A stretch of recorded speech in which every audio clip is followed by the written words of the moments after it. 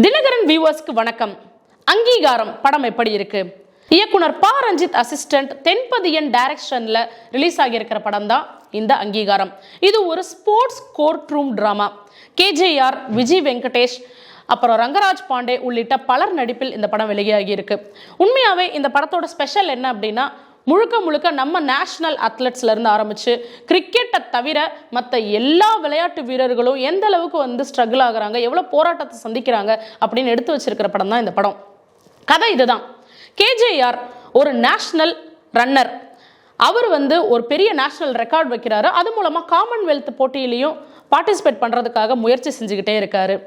ஆனா ஸ்போர்ட்ஸ் அகாடமியோட அரசியல், உள்ள இருக்கிற நிறைய தடைகள், இதையெல்லாம் மீறி அவருக்கு அந்த அனுமதி மறுக்கப்படுது. அந்த அனுமதி அவருக்கு கிடைக்காத பட்சத்துல ஒரு கட்டத்துல வெறுத்து போய் அவர் கோர்ட்டை நாடுறாரு. ஸோ அந்த கோர்ட்ல அவருக்கு நீதி கிடைச்சதா, அவர் காமன்வெல்த் விளையாடினாரா அப்படிங்கிறதா மீதி கதை. படத்துக்கு ஸ்பெஷல் விஸ்வநாதனோட கேமரா.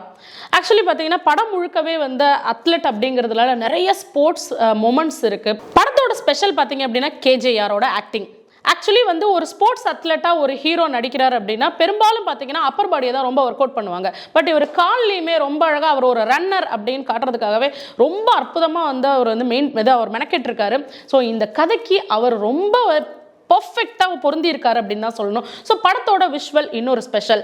அதாவது நம்ம ஊரில் இருக்கிற சேரியாக இருக்கட்டும், அத்லெட் கிரவுண்ட்ஸாக இருக்கட்டும், அல்லது அந்த விளையாட்டு அகாடமியாக இருக்கட்டும், எல்லாத்தையுமே தத்ரூபமாக கண்ணு முன்னாடி கொண்டு வந்திருக்காங்க.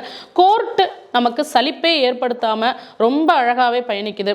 ஸோ சான் லோகேஷோட எடிட்டிங்கும் அதுக்கு ரொம்ப பெரிய ஹெல்ப்பாக இருந்திருக்கு. ஸோ ஜிப்ரான் மியூசிக் சொல்லவே வேண்டாம். எமோஷ்னலாகவே அவரோட மியூசிக் நிறைய படங்களில் வேலை செஞ்சிருக்கு. இந்த படமும் அப்படிதான்.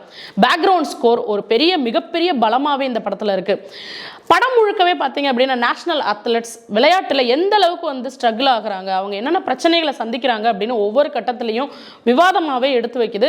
நமக்கே நிறைய இடங்கள்ல ஒரு கிரிக்கெட்டை தவிர மற்ற எல்லா விளையாட்டுக்குமே இதுதான் நிலைமையா அப்படிங்கிற அளவுக்கு இருக்கு. படமே பார்த்தீங்க அப்படின்னா ஒரு உண்மை சம்பவம் அப்படிங்கிறதுனால இது ஒரு சமூக படமாகவும் மாறி இருக்கு.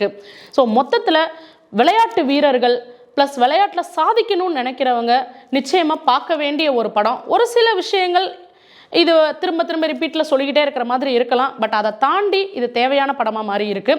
அங்கீகாரம் படத்துக்கு தினகரன் ரேட்டிங் 5க்கு 3.